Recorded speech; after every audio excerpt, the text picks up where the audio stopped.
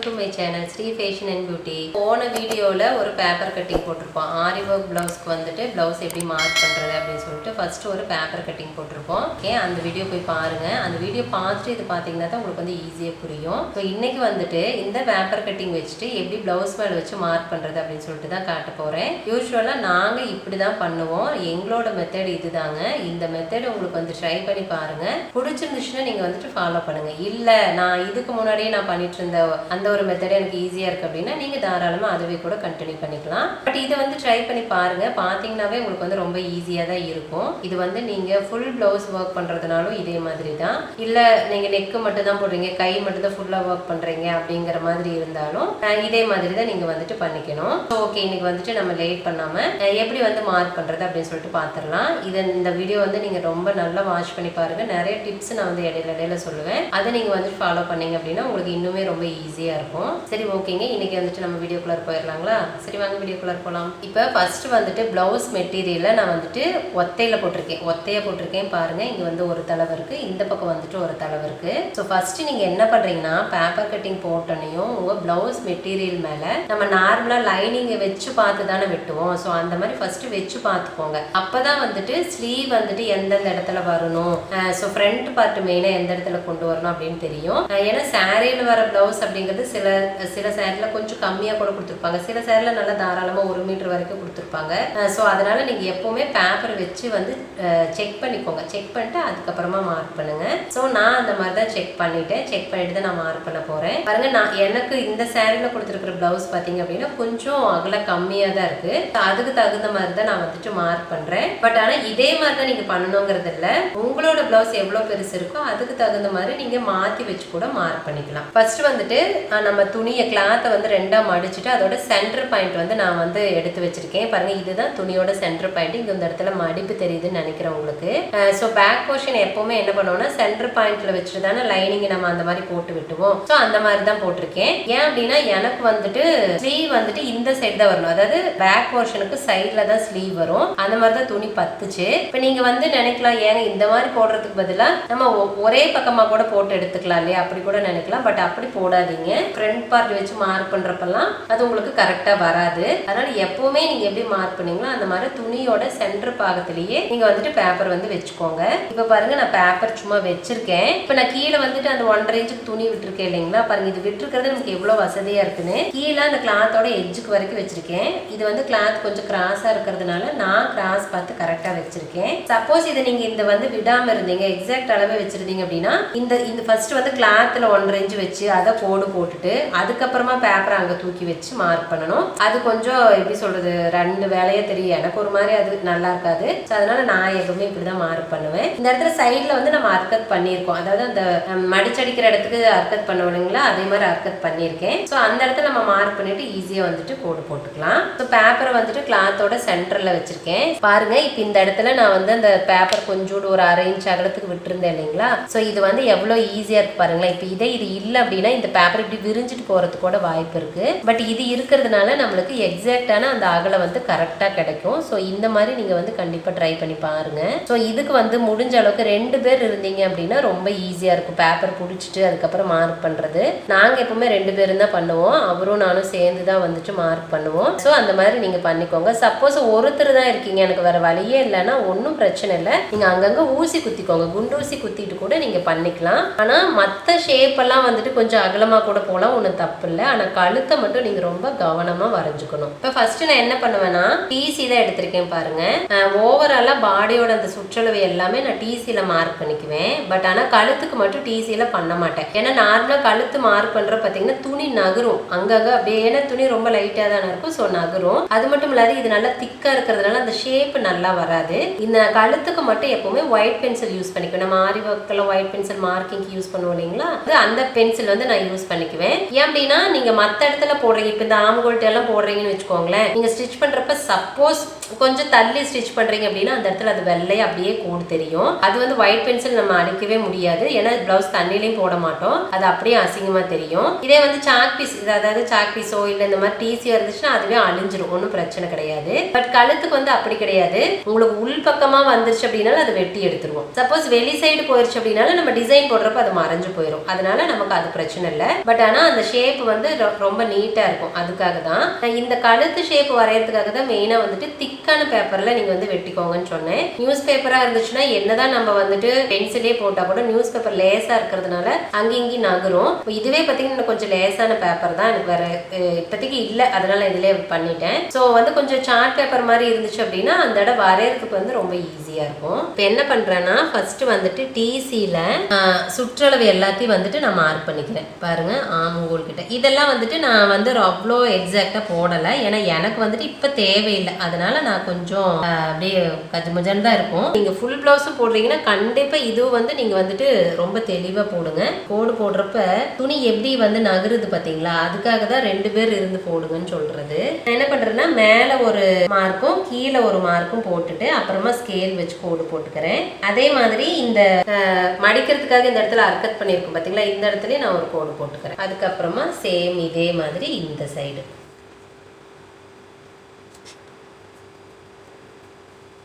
பாருங்க. இப்போ வந்து அவுட்டர் கார்னர் எல்லாமே நான் வரைஞ்சிட்டேன். இப்போ நெக்கு வரைய போகிறேன். நீங்கள் எப்போவுமே நெக்கு வரைகிறப்ப ரொம்ப பொறுமையாக வரைங்க, ஒன்றும் அவசரம் இல்லை, ஏன்னா அது ரொம்ப முக்கியம். நான் வந்து குட்டி குட்டியாக தான் நான் வந்து வரைஞ்சு கொண்டு வர போகிறேன். பட் ஸ்ட்ரோக்ஸ் போடாதீங்க, அதாவது அங்கங்கே டாட்டாக வைக்காதீங்க. அது மறுபடியும் நம்ம இது பேப்பரை எடுத்துட்டு வளைக்கிறப்ப அதுலேயும் சின்ன சின்ன அந்த ஷேப் மாறுறதுக்கு வாய்ப்பு இருக்குது. நல்லா வரைஞ்சே விடுங்க, அப்படியே கோடு மாதிரியே போடுங்க, ஆனால் பொறுமையாக வரைங்க. ரொம்ப அவசியம் பண்ணணும்.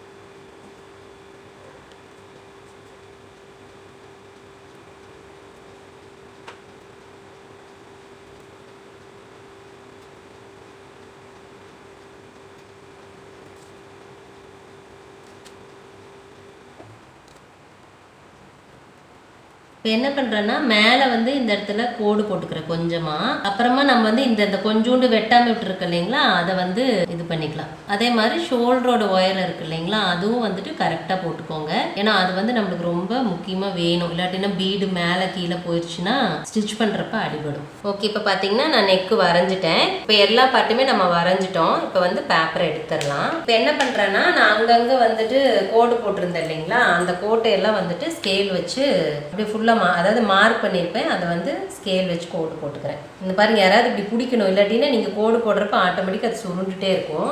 இந்த கோடு வந்து நீங்கள் ரொம்ப அழுத்தி அப்படியே அச்சா போட வேணுங்கிறது இல்லைங்க, ஓரளவுக்கு போட்டிங்கன்னா கூட போதும். அதே மாதிரி கீழே கோடு போடுறப்ப ஸ்கேலை வந்துட்டு கீழே வச்சுக்கோங்க. மேலே வச்சு இப்படி போட்டிங்கன்னா துணிங்க கம்மியாக இருக்கிறதுனால சுருட்டுட்டு வரும். நான் வந்து பெரிய ஸ்கேல் எடுத்துட்டு வரல, இது வந்து மேலே வீட்டில் தான் பண்ணிட்டு இருக்கோம், அதனால இந்த மாதிரி ஒரு வேலை பண்ணுறேன். பெரிய ஸ்கேலாக இருந்துச்சுன்னா ஒரே இதாக வந்துடும். இப்போ வந்து நான் ஓவராலா எல்லாமே வரைஞ்சிட்டேன். அந்த மேலே வந்து கொஞ்சோண்டு ஜாயின் பண்ணாமல் இருந்தது இல்லைங்களா, இந்த அதாவது கழுத்தோட அந்த அகலத்துக்கு அதை வந்து ஜாயின் பண்ணிக்கலாம். சும்மா இந்த மாதிரி போட்டுக்கலாம், ரொம்ப ஈஸி. இப்போ இதே நீங்கள் வந்து பேப்பரை ஃபுல்லாக கட் பண்ணியிருந்தீங்க அப்படின்னா கண்டிப்பாக இந்த இடம் வந்து அகலமாக போயிடும். இப்போ அடுத்தது வந்து நம்ம பின்னாடி டாட் பிடிக்கணும் இல்லைங்களா, அதை வந்து மார்க் பண்ணிக்கணும்.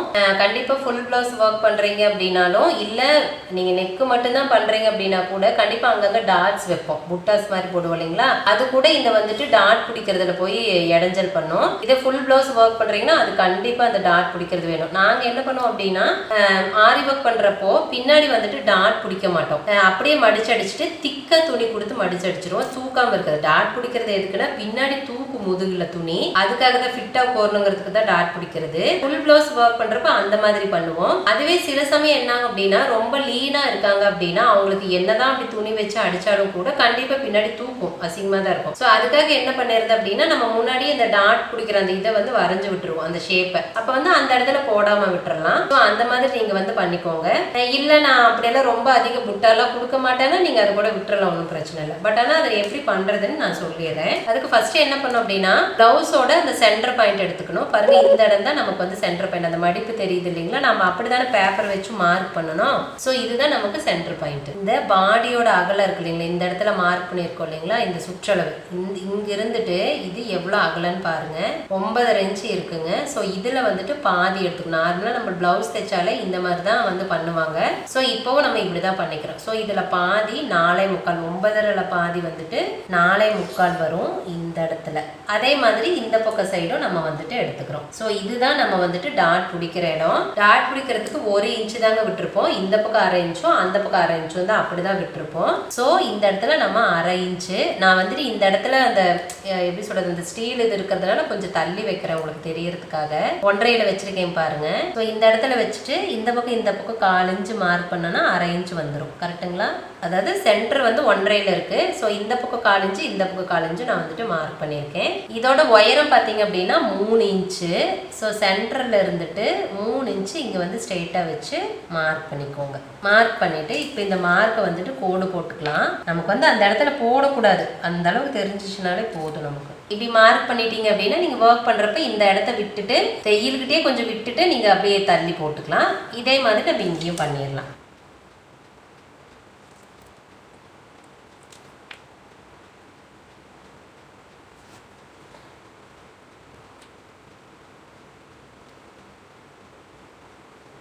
ஸோ அவ்வளோதான். நம்ம வந்துட்டு பேக் டாட்டுக்கு வந்து இப்படி தான் பிடிக்கணும். நீங்களும் சேம் இதே மாதிரி பிடிங்க. அந்த டாட் வந்து தள்ளி வராமல் உங்களுக்கு கரெக்டான அளவில் வரும். 3 இன்ச்சு உயரம் போதும். ஓகேங்களா? இதுவும் 1/2 இன்ச் போதும். ஸோ அவ்வளோதான். இப்போ வந்து நம்ம பேக் போர்ஷன் ஃபுல்லாக வந்து மார்க் பண்ணிட்டோம். அடுத்தது வந்து ஸ்லீவ் மார்க் பண்ணிடலாம். இப்போ பாருங்க, ஸ்லீவ் மார்க் பண்ணுறதுக்கு நான் வந்துட்டு பேக் போர்ஷனோட சைடில் தான் ஸ்லீவ் மார்க் பண்ணுறேன். எனக்கு இங்கே தான் கரெக்டாக இருக்குது. ஸோ இந்த மாதிரி பண்ணுறேன். அப்போ எனக்கு என்ன பண்ணணும்னா ஒரு ஸ்லீவ் இந்த பக்கமும் ஒரு ஸ்லீவ் ஆப்போசிட்லேயும் வரும்.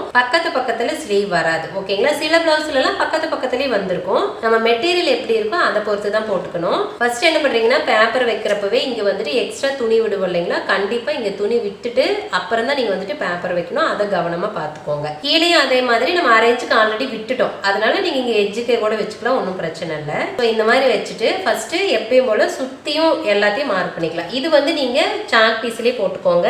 இப்போ வந்து சுத்தியும் நான் வந்துட்டு டிசிலே மார்க் பண்ணிக்கிறேன். ஸ்லீவ் மார்க் பண்றப்போ இந்த சென்டர் போர்ஷன் வந்து கண்டிப்பா மார்க் பண்ணிக்கோங்க. அது ரொம்ப தேவைப்படும். அதே மாதிரி இந்த அர்க்கத் பண்ணியிருக்கோம் பாருங்க, இதுவும் மார்க் பண்ணிக்கோங்க. ஏன்னா அந்த இடத்துல வந்து நம்மளுக்கு அர்க்கத் வருதுன்னு தெரியும். வெட்டி அவங்க தைக்கிறப்பவும் கரெக்டா தைச்சுக்குவாங்க. இல்லாட்டினா மாத்தி வெட்டிட்டாங்கன்னா சரி வச்சு தைச்சிட்டாங்க அப்படின்னா இங்க வந்து நம்ம வச்சிருக்கிற புட்டாஸோ இல்ல டிசைனோ வந்துட்டு அடிபடும். இதெல்லாம் கைவாட்டை நல்லா இருக்கிற இடத்துல வைக்கணுங்க. சும்மா நம்ம இந்த மாதிரி இப்ப பாருங்க, எனக்கே சுத்தமா கை வரல வரையறதுக்கு. துணி வேற சுருண்டுது ஒரு மாதிரி இருக்கு. நீங்க வந்து வரைகிறப்ப கரெக்டா கைவாட்டை உங்களுக்கு எந்த இடத்துல இருக்கோ அங்க வச்சு வரைஞ்சிக்கோங்க. டேபிள்னா டேபிளே வைங்க. ஓகே, இப்போ வந்துட்டு நான் ஸ்லீவ் வந்து மார்க் பண்ணிட்டேன். இந்த இடத்துல பாருங்க நான் அர்க்கத் பண்ணியிருக்கேன். அதாவது நம்ம கொஞ்சம் கிராஸ் பண்ணி விடுவோம் இல்லைங்களா, அந்த இது பண்ணியிருக்கேன். ஸோ அந்த அளவுக்கு நான் வந்துட்டு கோடு போட்டுக்கிறேன். கண்டிப்பா இந்த கோடு கரெக்டா இருக்கணும். ஏன்னா நீங்க வந்து இப்போ பார்டர் கொடுக்குறீங்க அப்படின்னா இங்கிருந்து தானே ஸ்டார்ட் பண்ணுவீங்க. ஸோ அதனால இது கண்டிப்பா கரெக்டா இருக்கணும். அதை பார்த்துக்கோங்க. ஸோ இதே மாதிரி தான் இன்னொரு ஸ்லீவ் நான் மார்க் பண்ண போறேன். ஸோ அதனால நான் அதை காட்டல. சேம் இதே தான். என்னன்னா அந்த ஸ்லீவ் மார்க் பண்றப்ப இப்ப அந்த அர்க்கத் பண்ண பக்கம் இங்க இருக்க குடஞ்சு விட்ட பக்கம் அந்த பக்கம் இப்படி வச்சு மார்க் பண்ணுவேன். அவ்வளவுதான், வேற ஒன்றும் கிடையாது. இப்போ வந்துட்டு ஃப்ரண்ட் மார்க் பண்ண போறேங்க. ஃப்ரண்ட் மார்க் பண்றது வந்துட்டு ஒவ்வொரு கிளாத்துக்கும் நான் ஒவ்வொரு மாதிரி மார்க் பண்ணுவேன். இந்த கிளாத் கம்மியா இருக்கிறதுனால நான் இந்த மாதிரி போட்டிருக்கேன். ஃபர்ஸ்ட் வந்து கிளாத்தை 2ஆ மடிச்சுக்கிறோம். அதாவது பாருங்க, பேக் போர்ஷன் இங்க மார்க் பண்ணிருக்கேன்னா ஸோ அந்த பேக் போர்ஷன் சென்டர்ல வர மாதிரி வச்சுட்டு இங்க வந்துட்டு நான் மடிச்சு போட்டிருக்கேன். இந்த இடத்துல தான் நான் வந்து ஃப்ரண்ட் மார்க் பண்ண போறேன். எனக்கு இப்படி வைக்கிறப்ப இது நல்லா கரெக்டா இருக்கு. ஸோ அதனால நான் இந்த மாதிரி வைக்க போறேன். இந்த இடத்துல வந்து நான் பேக் போர்ஷனை வச்சு ஃபர்ஸ்ட் செக் பண்ணிக்கிட்டேன். செக் பண்ணிட்டு தான் அதுக்கப்புறம் தான் நான் மார்க் பண்றேன். இப்போ வந்துட்டு ஃப்ரண்ட் மார்க் பண்றதுக்கு முன்னாடி ரொம்ப நீங்க கவனிக்க வேண்டிய விஷயம் என்னன்னா, எந்த பக்கம் மார்க் பண்றீங்க அப்படிங்கிறது. கண்டிப்பா ரைட் சைடு மட்டும் தான் மார்க் பண்ணணும். ஏன்னா லெஃப்ட்ல நம்ம ஒர்க் பண்ண போறதில்ல, ரைட்ல தான் மார்க் பண்ணணும். சப்போஸ் நீங்க மார்க் பண்ணிட்டீங்கன்னா அது வேலையே வேஸ்டா போயிடும். அதை ரொம்ப கவனமா பார்த்துக்கோங்க. எப்பவுமே நீங்க எப்படி ஞாபகம் வச்சுக்கலாம் அப்படின்னா, நீங்க அதாவது ரைட் கையில, அதாவது நம்ம ரைட் ஹேண்ட்ல தானே ஒர்க் பண்ண ஆரம்பிப்போம். அந்த ரைட் ஹேண்ட் தான் நமக்கு வந்து இப்படி வரணும். அதாவது கழுத்து அப்படின்னா ரைட்ல ஆரம்பிச்சு லெஃப்ட்ல போய் தான் அந்த கழுத்து திரும்பணும். அதை ஞாபகம் வச்சிட்டீங்கன்னா உங்களுக்கு கரெக்டா இருக்கும். இந்த இடத்துல அதாவது ஃப்ரண்ட் பார்ட்ல வந்து இங்க தான் நமக்கு வந்து துணி எக்ஸ்ட்ரா தேவைப்படும். இது வந்து கொக்கி பீஸ் வி பீஸ் தான். அந்த இடத்துல நமக்கு பெருசா தேவைப்படாது. இதோட அகலம் நம்மளுக்கு கரெக்டா இருந்தா போதும். பண்ணிட்டு இந்த இடத்துல நான் இப்படி வச்சுக்கிறேன். உங்களுக்கு எங்க கரெக்டா இருக்குமோ அந்த இடத்துல வச்சுக்கோங்க. வச்சுட்டு கழுத்துக்கு வந்துட்டு இந்த கழுத்தோட உயரம் இருக்கு இல்லைங்களா, அது ஷோல்டரு, அப்புறம் இந்த ஆம்கோல் சுற்றளவு, இது மட்டும் நீங்க மார்க் பண்ணா போதும். வேற எதுவுமே தேவையில்லை. இந்த ஃப்ரண்ட்ல கொஞ்சோண்டு பண்ணிக்கோங்க. ஏன்னா இல்லாட்டி கொஞ்சம் தள்ளி போயிடக்கூடாது. நமக்கு இவ்வளவு தூரம் இருந்த போதும். அதுவும் நம்ம ஒர்க் பண்றப்போ இதுல இந்த இடத்துலயே முடிச்சிருவோம். அவ்வளவு தூரம்லாம் கொண்டு போக மாட்டோம். ஒரு 1/2 இன்ச்ல இருந்து 1 இன்ச் வரைக்கும் முன்னாடியே முடிச்சிருவோம். அதனால அந்த இடம் மட்டும் நமக்கு இருந்தா போதும். இது வந்துட்டு எப்பயும் போல நான் கழுத்து வந்துட்டு பென்சில்லையும் ஆம்கோல் எல்லாம் வந்துட்டு சாக் பீஸ்ல தான் பண்ண போறேன். இதோ அப்படிதான் கழுத்து மார்க் பண்றப்ப ரொம்ப பொறுமையா மார்க் பண்ணுங்க. முடிஞ்ச அளவுக்கு 2 பேர் மார்க் பண்ணுங்க. பாருங்க, இந்த மாதிரி சின்ன சின்னதாக வரைஞ்சிட்டு வரேன். என்னன்னா இந்த மாதிரி தனி பேப்பர்ல நீங்க வந்து மார்க் பண்றீங்க அப்படின்னா கழுத்து ஷேப் அவ்வளோ சூப்பரா இருக்குங்க. நான் வந்து பேக்கை வச்சு மார்க் பண்ணியிருக்கேன். ஆனா இந்த கழுத்தோட வளைவு வருது பார்த்தீங்கன்னா அது ரொம்ப அப்படியே மொக்கையா போயிடும். நிறைய தடவை அந்த மாதிரி போயிருக்கு. அதனாலேயே என்ன பண்ணிடுறதுன்னா இந்த தனியே இப்படி வந்து பேப்பரே மார்க் பண்ணிக்கிறது. பாருங்க இந்த இடத்துல சும்மா கொஞ்சோண்டு மட்டும்தான் நான் வந்து மார்க் பண்ணியிருக்கேன். சும்மா லைட்டா பண்ணீங்கன்னா போதும், அப்படியே அச்செல்லாம் வடிக்க தேவையில்ல. அப்புறம் ஆம்கோல் சுற்றளவு இருக்கு இல்லைங்களா, அது வந்துட்டு நான் சாக் பீஸ்லேயே போட்டுக்கிறேன். அவ்வளோதான். எனக்கு இதுக்கு மேலே எதுவும் தேவை கிடையாது. பார்த்தீங்கன்னா இதுதான் ஃப்ரண்ட் கழுத்து. எப்பவுமே ரைட்லேருந்து ஆரம்பித்து கழுத்து லெஃப்டில் போய் முடியணும். இதை மறந்துடாதீங்க. கண்டிப்பாக இதை மறந்துட்டிங்கன்னா அப்படியே மாறி போயிடும். அதை பார்த்துக்கோங்க. ஓகேங்க, அவ்வளோதான். எனக்கு வந்துட்டு ப்ளவுஸில் எப்படி பேப்பர் கட்டிங் வச்சு மார்க் பண்ணுறது அப்படின்னு சொல்லிட்டு உங்களுக்கு சொல்லி கொடுத்துட்டேன். ரொம்ப ஈஸியான மெத்தட் தாங்க. கண்டிப்பாக நீங்கள் ட்ரை பண்ணி பாருங்கள். உங்களுக்கு ரொம்ப ஈஸியாக தான் இருக்கும். சப்போஸ் உங்களுக்கு இந்த மெத்தட் ரொம்ப பிடிச்சிருந்துச்சு அப்படின்னா நீங்கள் கண்டிப்பாக எனக்கு வந்து கமெண்ட்டில் சொல்லுங்கள். உங்களோட ஒவ்வொரு கமெண்ட்டும் எனக்கு ரொம்ப முக்கியம். ஓகே ஃப்ரெண்ட்ஸ், நம்ம வீடியோ நீங்க இன்னும் சப்ஸ்கிரைப் பண்ணாம பார்த்துட்டு இருக்கீங்களா அப்படின்னா ஃபர்ஸ்ட் சப்ஸ்கிரைப் பண்ணி வச்சுக்கோங்க. இந்த மாதிரி நல்ல வீடியோஸ் வந்துட்டு இனிமேட்டு வந்துகிட்டே இருக்கும். உங்களுக்கு ரொம்ப யூஸ்ஃபுல்லான வீடியோஸ் தான் நான் கொடுத்துட்டே இருப்பேன். ஸோ அப்படி சப்ஸ்கிரைப் பண்ணி வச்சீங்கன்னா மட்டும்தான் நான் எப்பெல்லாம் வீடியோ அப்லோட் பண்றேனோ உடனே உங்களுக்கு நோட்டிஃபிகேஷன் வந்துடும். ஸோ என்னோட வீடியோஸை நீங்க வந்து மிஸ் பண்ணாம பார்க்க முடியும். அது மட்டும் இல்லாம பெல் ஐக்கனை மறக்காம தட்டி விட்டுருங்க. ஓகேங்களா? ஓகே ஃப்ரெண்ட்ஸ், இந்த வீடியோ கண்டிப்பா உங்களுக்கு யூஸ்ஃபுல்லா இருக்கும்னு நினைக்கிறேன். அப்படி ஒரு வேலை இந்த வீடியோ பிடிச்சிருந்துச்சுன்னா வீடியோ லைக் பண்ணுங்க. உங்க ஃப்ரெண்ட்ஸ்க்குலாம் கண்டிப்பா மறக்காம ஷேர் பண்ணுங்க. அதே சமயம் உங்களோட கமெண்ட்டை வந்து கொடுக்க மறக்காதீங்க. ஓகே ஃப்ரெண்ட்ஸ், இந்த வீடியோக்கு அவ்வளவுதான். நான் இன்னொரு வீடியோல உங்களை மீட் பண்றேன். பாய். தேங்க்யூ.